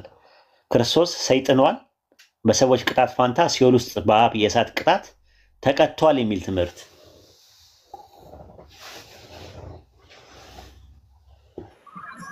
ጉድ ነው። ቻዩ እንግዲህ እኔ እኮ ደህና ነገር አንተ ትክክለኛ የሆነ ነገር ልነግርህ ለታስረዳኝ ነው ብዬ ስመጣ ሌላ ነገር ለው ትለኩሰኛለህ። ከዛ ደግሞ አንድ ወር ይንጫጩብኛል። አይ ችግር የለውም ሙጂብ፣ ችግር የለውም። ኢንሻአላህ ሂድ፣ አትጥፋ። ወሰላም አለይኩም። ተኛ፣ እረፍት አድርግ። እሺ። እና ይሄ ነው ያለው። ብዙ ትምህርት ነው ያለው በዚህ በሳሊቬሽን ጉዳይ ላይ። ሁሉም ሰው ይድናል የሚል አለ፣ ተከተው ምናምን ነገር መጨረሻ ላይ ይድናል የሚል ትምህርት አለ። እና ደግሞ ሌላ ደግሞ ልንገርሽ፣ ገሃነም ልክ እንደ ከሰል እሳት ውስጥ ጨምሪ ምን ይሆናል? እሳት ይሆናል። ከዛ በኋላ እሳት ከዛ ይጠፋል፣ አመድ ይሆናል አይደለ? አመድ ይሆናል። ሲጠፋ ገሃነሙ ስቃይ የለም የሚሉት አስተማሪዎችም አሉ በክርስትና ውስጥ። ይሄን ታውቂያለሽ? ኧረ ተው ግን ተው። እኔ ወላሂ እንደዛ ብለው የሚያምኑ ሰዎች አሉ። ራሱ ያ ምን ይባላል? ኮምፕሊት አኒሂሌሽን ይባላል። ራሱ ቶታል አኒሂሌሽን የሚባል ትምህርት ነው ያለው። በዘላለም እሳት ይጠፋሉ የሚል ጥቅስ አለ። እሱን ጥቅስ ነው እነሱ የሚጠቅሱት። የዘላለም ቅጣት እንትን ነው በቃ ይጠፋሉ ይላሉ። እነማን ናቸው? የገሃነም እሳት ጊዜያዊ ነው በቃ ገብቶ አመድ ይሆናል የሚል ትምህርት ያላቸው አሉ። አሁን ቀለሜንጦስ ዘእስክንድርያ ሌሎችም የሚያስተምሩ አሉ። እና ይሄ ምን ይባላል? አፖካታሳስቲስ ይባላል። ዓለም አቀፍ ድህነት ይባላል። ይሄኛው ነው የገሃነም ገብተው ከዛ ተቀተው ሁሉም ሰዎች ወደ ጀነት ይገባሉ የሚል ትምህርት ያላቸው አሉ። ቶታል አኒሂሌሽን ይባላል። ትምህርት ነው የእናንተ ትምህርት ነው። እኔ እንደውም የሰማሁት ይሄን የሚገርመህ ነገር ተቀጣችሁ ትንሽ ለብለብ ብለው ይወጣሉ። እሱ ለአማኞች ነው። አማኞች ይቀጣሉ። በእናንተም አለ እሱ ነገር። በነገራችን ላይ መንጽኤ የሚባል አለ። በካቶሊኮችም ራሱ ሲቀጡ መካነ ንስሐ የሚባል ነገርም አለ፣ በኦርቶዶክስም ማለት ነው። ሰዎች ለሚሰሩበት ጥቂት ጊዜ ተቀጥተው ቅጣቱን እንደሚጨርሱ ይናገራል። እሱም ከፈለግ ሰጥሻለሁ። ቢብሊካልም ነው እሱ። ንስሐ ከገባሁ እኮ አለቀ በቃ። ኖ ንስሐ ገብተሽ አማኝ ሆነሽ ሞት የሚገባው ኃጢአት አለ፣ ሞት የማይገባው ኃጢአት አለ ይለለም ባይብል ላይ። እሱማ አለ እኮ። ሞት የሚገባው ኃጢአት ምንድን ነው? መንፈስ ቅዱስን የሰደበ ብቻ ነው ወይም የካደ ብቻ ነው ኃጢአቱ የማይሰረይለት። በተረፈ መንፈስ የሰው ልጅ የተሳደበ ኃጢአቱ ይሰረይለታል በሚቀጥለው ዓለም ይላል። ስለዚህ ኃጢአት ቢሰራም የሆነ ሰዓት ላይ ተቀጥቶ ይወጣል አይደል? እንዴ በእናንተ ትምህርት ታሳይሽ እንደዛ ትምህርት እንዳለ ጥቅሶችን ልስጥሽ? አዎ ስጠኝ እስኪ። አይ ፈርዶብኛል፣ መቼ ፈርዶብኛል ትያለሽ? እኔም ፈረደብኝ እንጂ አንቺ በማስረዳት ፈረደብኝ። እኔም እስቲ ይሁን እንትን ላይ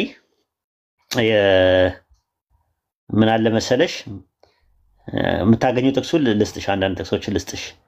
ይሄ አክቹዋል ሲን በሁለት ይከፈላል ራሱ ማለት ነው። አክቹዋል ሲን የሚባለው አንደኛው ቬኒያል ሲን ይባላል በእናንተ፣ ሁለተኛው ሞርታል ሲን የሚባል ነገር አለ። ቬኒያል ሲን ማለት ሞት የማይገባው ኃጢአት ማለት ነው። ሞርታል ሲን ማለት ደግሞ ሞት የሚገባው ኃጢአት ነው። አንደኛው ዮሐንስ መልእክት ምዕራፍ 5 ቁጥር 16 ላይ ታገኘዋለሽ። ሞት የሚገባው ኃጢአት ማለት ለጀሃነም ለመጨረስ ከመጨረሻው ድረስ የሚኖር ሰው ሞት የሚገባው ኃጢአት ይባላል። አመፃ ሁሉ ኃጢአት ነውና ሞት የማይገባው ኃጢአት አለ ይላል። ሞት የማይገባው ኃጢአት ማለት ለዘላለም ጀሃነም ውስጥ የማያዘወትር እንትን አለ ማለት ነው። ዕብራውያን 12 ከ9 እስከ 10 ተመልከቱ። እንደዚህ ያለ ከዚህ በላይ የቀጡን የሥጋ አባቶቻችን ነበሩ፣ እናፍርባቸው ነበር። እንዴትስ ለመናፍስት አባት አብልጠን ልንገዛ በሕይወት ኖር በተገባን።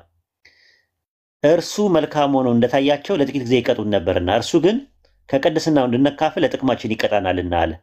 ማንም ይቀጣል? ማንም ይቀጣል? እግዚአብሔር ነው።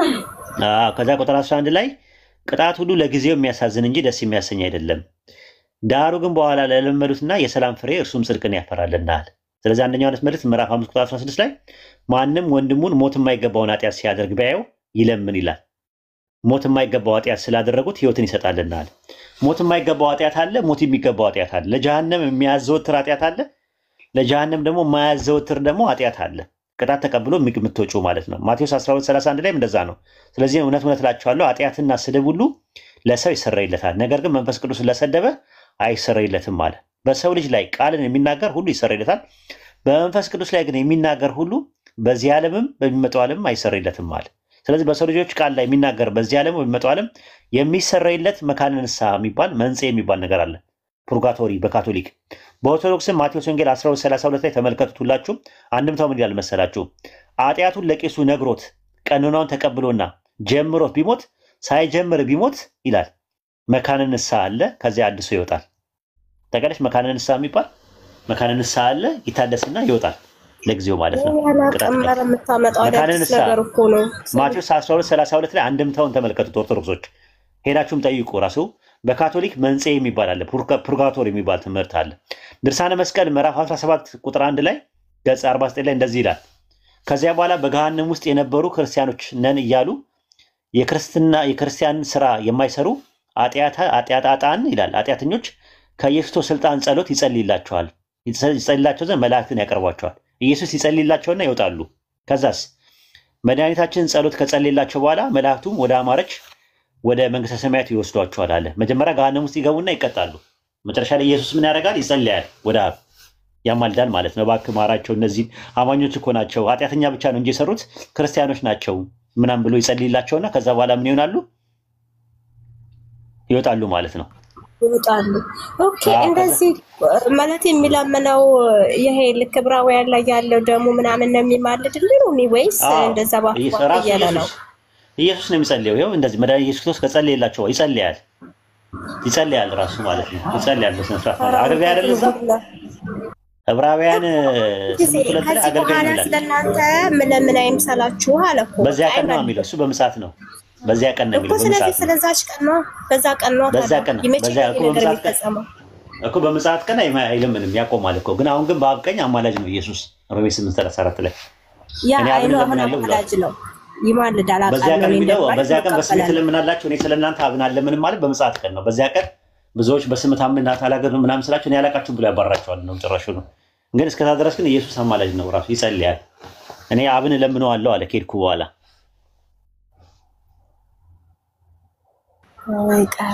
ከባድ ነው። አንደኛ ቆሮንቶስ ምዕራፍ 3 ቁጥር 15 ላይ ነገር ግን በእሳት እንደሚድን ይሆናል አለ። ሰው በእሳት እንዴት ነው የሚድን ነው ሲባል አማኞች በእሳት ይድናሉ። ተቀተው ምን ብለው ይወጣሉ? ይኸው ተቀተው ምናምን ነገር ይወጣሉ እኮ። ኢየሱስ ስለጸለየልን ነው ምንድነው? ስለጸለየ ብቻ ሳይሆን እዛ በቅጣት ተቀብለው ይወጣሉ ነው ዋና ፖይንቱ። ለመጀመሪያ ጊዜ ነው የሰማሁት ይሄንን ጥያቄ። አለ ራሱ ማለት ነው ኢንሳይክሎፒዲያ ካቶሊክ ኢንሳይክሎፒዲያ ይላል መሰለሽ እንዲህ ይላል መንጽኤ ቤተክርስቲያን እንደምታስተምረው በጸጋ የሞቱ ግን ገና ካለ ፍጽምናቸው ሙሉ በሙሉ ያልነጹ ነፍሳት ይቅርታ ላገኙባቸው ቀላል ኃጢአቶች ንስሐ የሚገቡበት ወይም ለሰሩት ቀላል ነገር ሞት የሚገባቸው ኃጢአቶች ጊዜያዊ ቅጣት የሚቀበሉበትና ወደ ሰማይ ከመግባታቸው በፊት የሚነጹበት ወዳኛው ዓለም ውስጥ የሚገኝ ሁኔታ ወይም ቦታ ነው ይላል መንጽኤ የሚባለው። ኃጢአት ሰርተው ግን ንስሐ ያልገቡባቸው ፖይንቶች ካሉ ለጊዜው ያው እዛ ጋር በኃጢአታቸው የተነሳ ይቀጡና ቅጣቱን ሲጨርሱ ይመለሳሉ ማለት ነው። ይሄ ትምህርት ነው ያለው በእነሱ ማለት ነው። ታዲያ ለሞቱ ሰዎች ለምንድን ነው የሚጸለየው? ሩት መጽሐፈ ሩት 2:20 ላይ ኑኃሚንም ምራቷ ምን አለች? ቸርነቱ በሕያዋንና በሙታን ላይ አልተወምና በያህዌ የተባረኩን አለቻቸው ይላል። ጳውሎስ ለጓደኛው ለኤኖፎስ ከሞተ በኋላ በሞተበት ቀን ከጌታ ምሕረት እንዲያገኝ እና ጌታ ምሕረት እንዲሰልተው ጸልየዋል።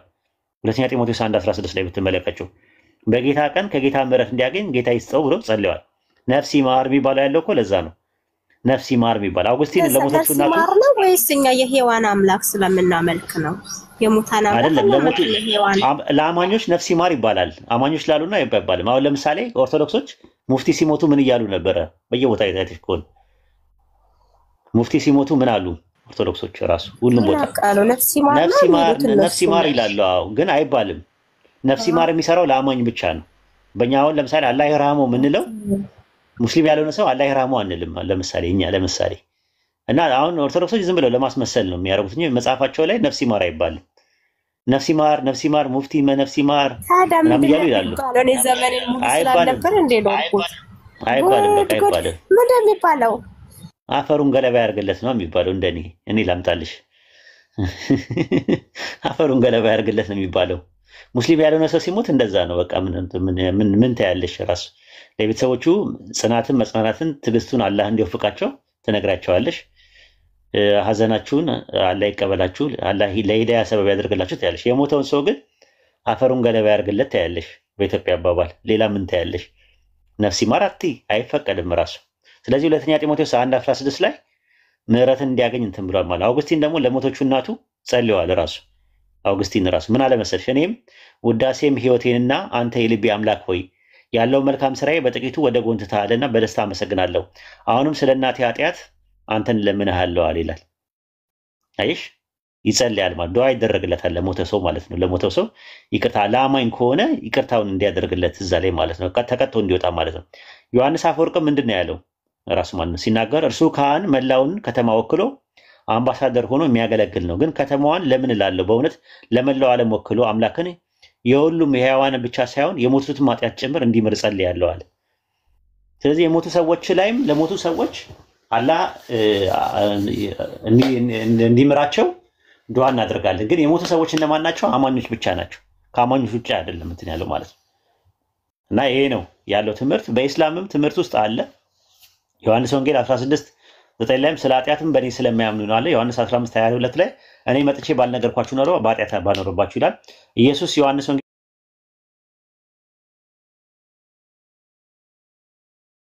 8:24 ላይ እኔ እንደሆንኩኝ ባታምኑ በኃጢአታችሁ ትሞታላችሁ አለ። በኃጢአታችሁ ባታምኑ ማለት ነው። ስለዚህ ሁለተኛ ሞት የሚያስሞተው ክህደት ብቻ ነው። አንድ ሰው እስካልካደ ድረስ፣ መንፈስ ቅዱስን እስካልተሳደበ ድረስ ማርቆስ 3:29 ላይ በመንፈስ ቅዱስ የሚሳደብ ሁሉ የዘላለም ኃጢአት ዕዳ ይሆንበታል ነው የሚለው። ለዘላለም አይሰረይለትም አለ። የካደ ሰው፣ የከፈረ ሰው፣ ያሻረከ ሰው ሁለተኛ ሞት ለዝንተ ዓለም ነው ለጀሃነም የሚኖረው በእኛ ትምህርት። ለዛ ነው በሱረቱ ሙሐመድ ምዕራፍ 47 ቁጥር 34 ላይ እነዛ የካዱ አለ ከአላህ መንገድ ያገዱ አለ ከዛ እነርሱ ከሃዲዎች ሆነው የሞቱ አላህ ለነርሱ በፍጹም አይምርም አለ። የሞቱ ሰዎች ማለት ነው። ሱረቱ ኒሳ ምዕራፍ 4 ቁጥር 48 ላይ አላህ በእርሱ ማጋራትን በፍጹም አይምርም አለ። ከዚያ ሌላ ያለውን ኃጢአት ግን ለሚሻው ሰው ይምራል አለ። ወይ በረሱል ሰለላሁ ዐለይሂ ወሰለም ሸፋ ወይም ደግሞ አላህ ቀጥቶት ያንን ሰው ይምረዋል አማኝ ከሆነ። ያሻረከ ሰው ግን በአላህ ላይ ካደ ከሃዲ ሆኖ የሞተ ሰው ግን በፍጹም አይማርም ራሱ ማለት ነው።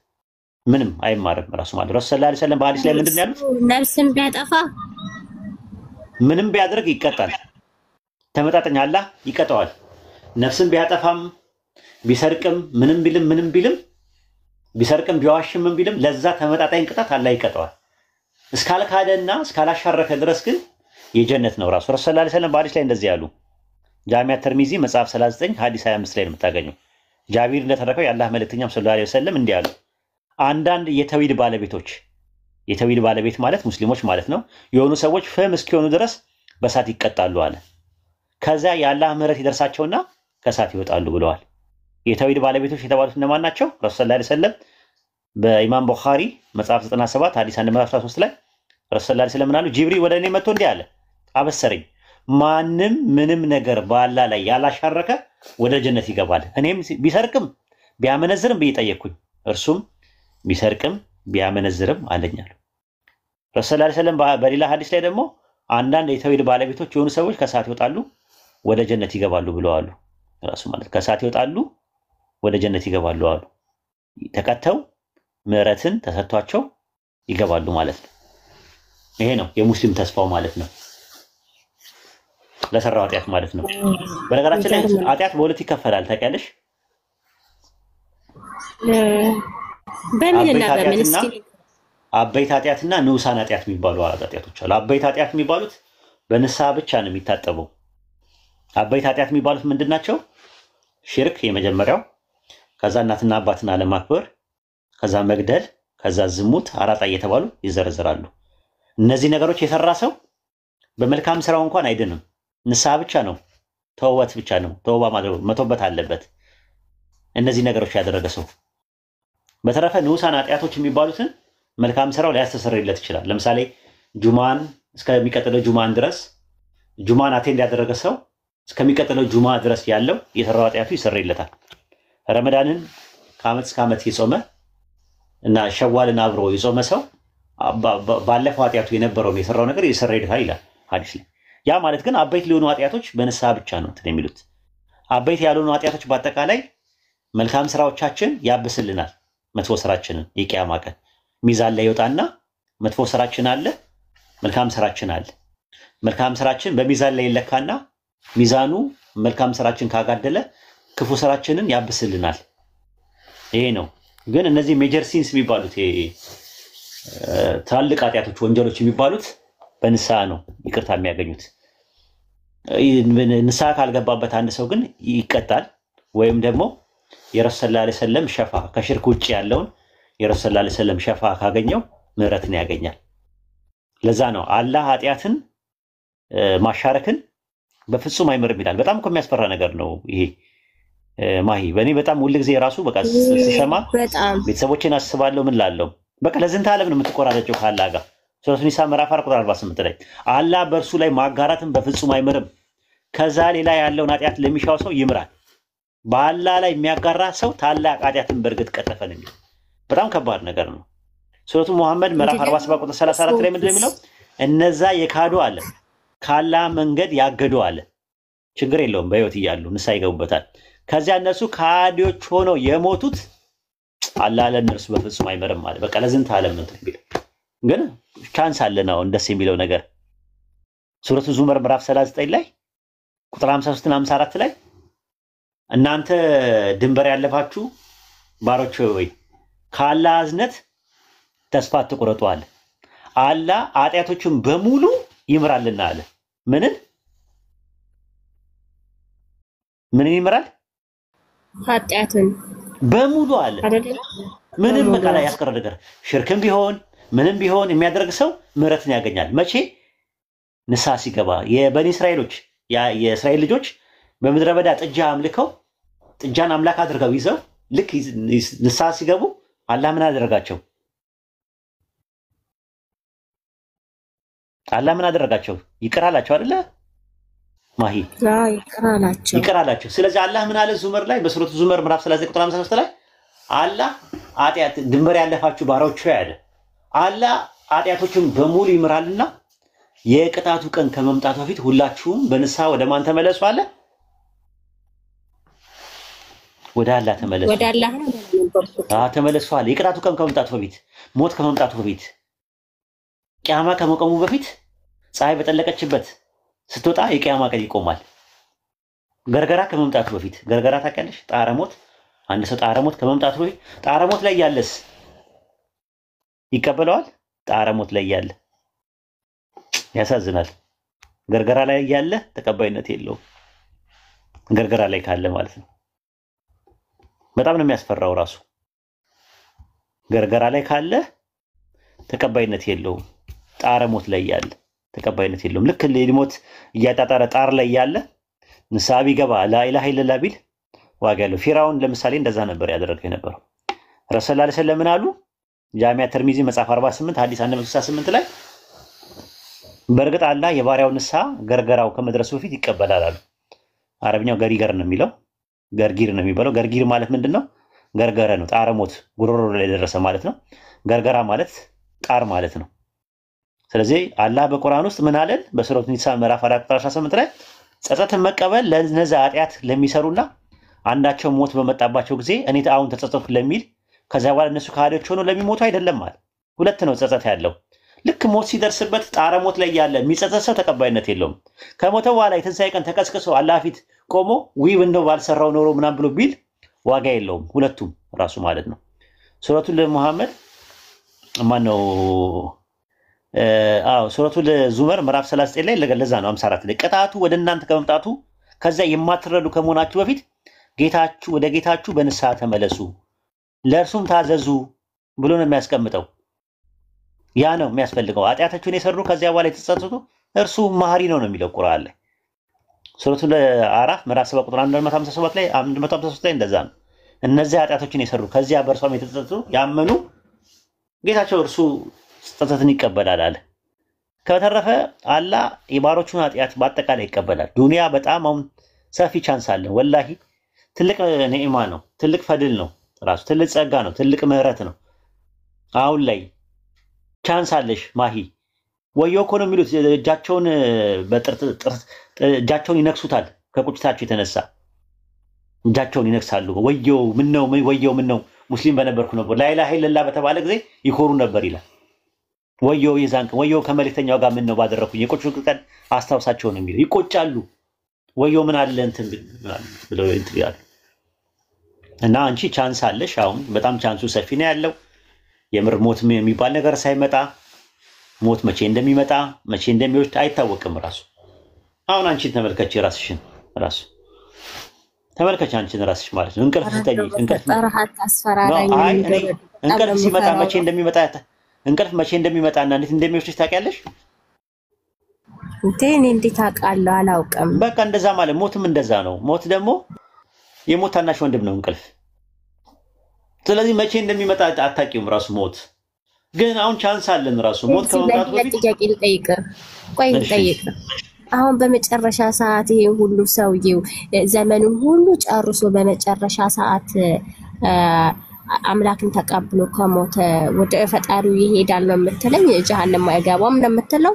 የምኑ ሰውዬው ፈጣሪ የሰጠበትን ጊዜ እንኳን አልተጠቀመበትም። በስተመጨረሻ ሰዓት የሞታውን ለምሳሌ እንትናን አነሳህልኝ፣ ፈርዖንን ያነሳህልኝ ምሳሌ ቀጥታ አልገባም። እሱ እኮ ጣረ ሞት ላይ ያለ ሰው አይቻልም ነው እኮ የምልሽ እኮ። ጣረ ሞት መጨረሻ ላይ ሞት ሲመጣበት ንስሐ ቢገባ አይቀበልም አለ። ይሄው ቁርአን ላይ እንደዛ ነው የሚለው ራሱ። ገርገራ ላይ ያለ ወይም ደግሞ እንዳልኩሽ እንትን አይደለም ተቀባይነት የለውም ነው እያለን ያለ ነው።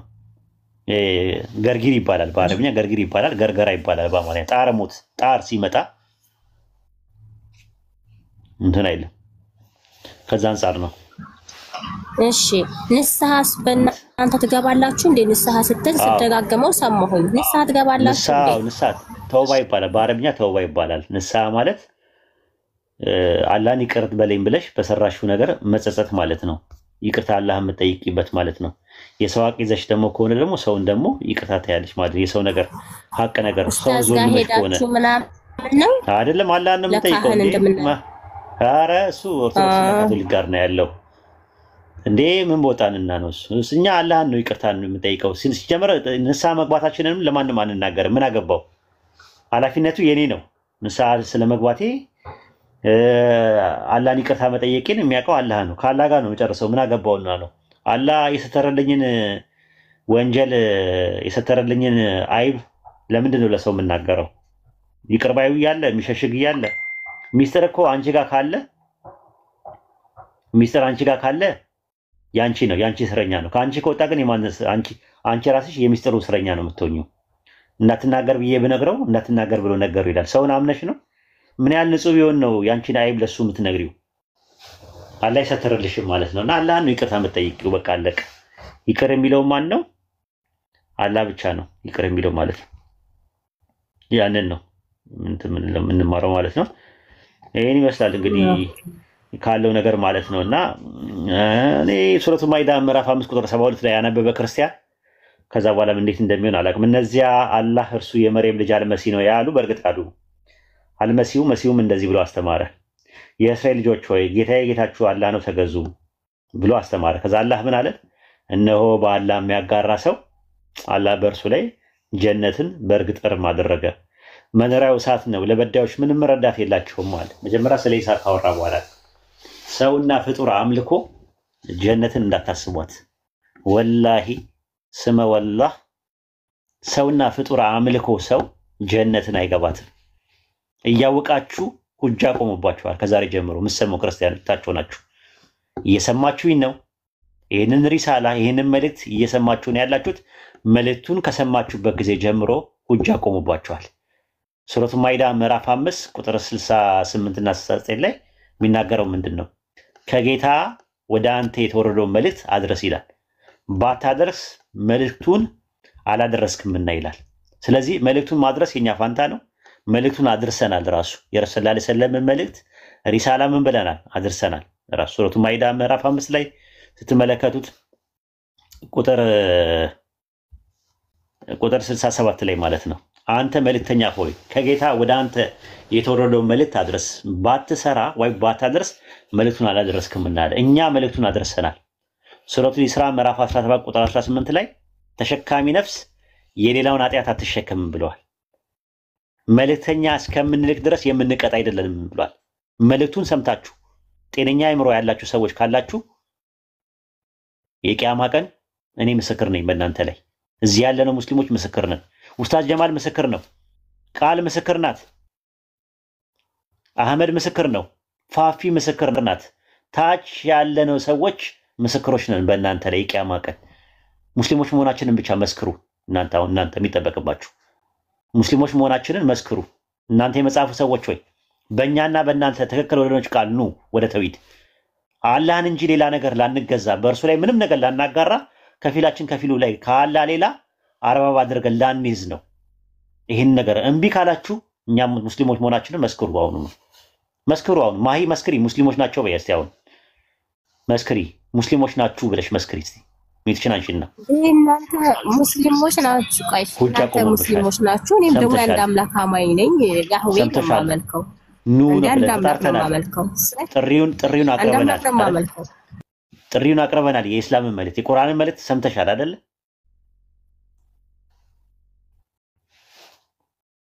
ሰምቻለሁ፣ ግን ብሰማ ምን ያህል አምላክ ነው የማመልከው?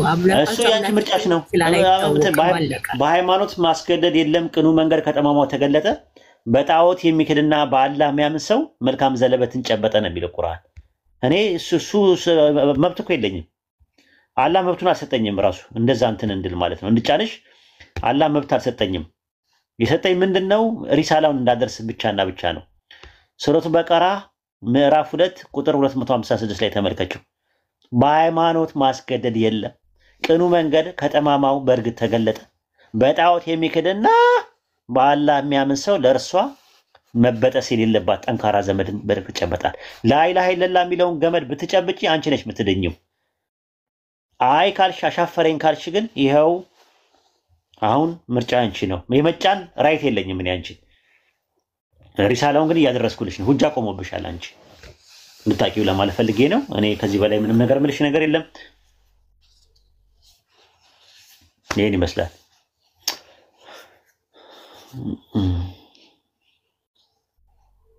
እቴ በጣም ከባድ ነገር እኮ የምትነግረኝ። እንግዲህ ሪሳላው ነው መልእክቱ። ሙስሊሞች ነን እንዴ ማዳረስ አለብን መልእክቱን። እኛም ደግሞ ኃላፊነት አለብን። ዳዮች ነን። ወደ እስላም ነው የምንጣራው። እየጠራንሽ ነው ያለ ነው። ምርጫ አንቺ ነው። የሚበጀውን ከሚፋጀው ደግሞ የምትለዩ ደግሞ አንቺ ነሽ። ራሱ አንቺ ነፃ ፈቃድ ተሰጥቶሻል። የሁለቱም ሱረቱ ካፍ ምዕራፍ 18 ፈጣሪን በጣም ነው የምወደው። ወይ ምን ነው ግን አላህ ምን እንደሚል ስሚው እዚህ ጋር ምን እንደሚል ይኸውልሽ ሱረቱ ካፍ ምዕራፍ 18 ቁጥር 29 ላይ ተመልከችው። እውነቱ ከጌታችሁ ነው፣ የፈለገ ሰው ይመን የፈለገ ሰው ይካድ በላቸው ነው የሚለው። እኛ ለበደለኞች አጥራሪ በሆኑ የከበበች የሆነች እሳትን አዘጋጅተናል አለ አላህ። ከጥም እርዳታን ቢፈልጉ እንደዚህ ዝቃጭ ባለ ፊቶች በሚጠበሱ ውሃ ይረዳሉ አለ። መጠጡ ከፋ መደገፋይቱ ምንኛ አስከፋች ነው የሚለው ቁርአን። ቢፈልጉ ሲጠማቸው ጥማት ላይ ሲሆኑ ሲቃጠሉ ሲጠማቸው ወዮ ብለው ሲሉ ዋጋ የለውም። ራሱ ዝቃጭ የሆነ ዘይት ነው የሚጠጡት አለ በዛን ሰዓት። በጣም እንትን ነው ከባድ ነገር ነው ራሱ ማለት ነው። ዛቻ ነው አሁን ያለው ዛቻና ዘበት ነው አሁን ጀሃነም። እድሉ አላችሁ አሁንም ማለት ነው። ለኛ ደግሞ የተሰጠን ደግሞ ጀነት ተስፋና ዋስትና ነው የተሰጠን። ስለዚህ ዛቻ ነው ኮንሲኩዌንስ አለው መዘዝ አለው ራሱ። ይሄንን ነው እየነገርን ያለ ነው ማለት ነው። ያወቃችሁ የምታጠፉ ከሆነ እንግዲህ በነፍሳችሁ ላይ ነው የምትጫወቱት። ያ ሁጃ ቆመባችኋል። ከዚህ በላይ ምንለው ነገር የለም ማለት ነው። ይሄን ይመስላል።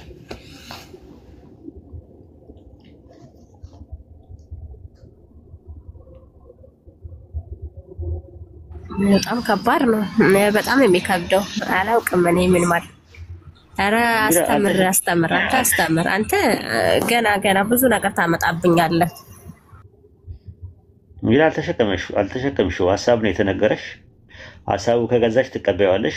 ያልገዛኝም ካልሽ ደግሞ ጥሩ ጎረቤት ሆነን እንኖራለን። እሱ ሂሳቡ አላህ ዘንድ ነው። ካላህ ጋር ጨርሺ። ሀሳቡ መግዛት አለመግዛት እኮ አይደለም ወይ? ይሄ እኮ ህይወት ነው እንዴ? የዘላለማዊ ህይወት እኮ ነው። የዘላለም እኮ ምርጫ ነው አይደል እንዴ? ተገዶ ይሆናል እንዴ? እኔ አንቺ ማስገደድ እንዴ? በመገደድ አይደለም። ኖ አትችልም። እሱ በመገደድ ሳይሆን ይሄ ነገር በደንብ ካላህ ጋር ጨርሺ እኮ አልኩሽ። ጊዜ ሰተሽው ጨርሺው። ራሽናል ሆነሽ የምታጠኚው ነገር እንጂ ኢሞሽናል ሆነሽ የምትገቢበትም ነገር አይደለም ብዬሻለሁ እኮ ራሱ። እኔ 1 ዓመትም 2 ዓመትም ይፍች ማሂ ናት ራሱ ብትሳሳት እንኳን ምንትን ብትልም እንኳን ምክንያቱም ምን ያውቃለሁ እኔ ኢየሱስ ክርስቶስ ለራሱ ነብይ ነው ብዬ የደመደምኩበትን ጊዜ እኔ ነኝ የማውቀው ስንት ዓመት እንደፈጀልኝ። ስለምን አጨራቅ ነው ብለሽ አሁን በቀደም ነው ምናምን ነገር ተሳደበች አሉ።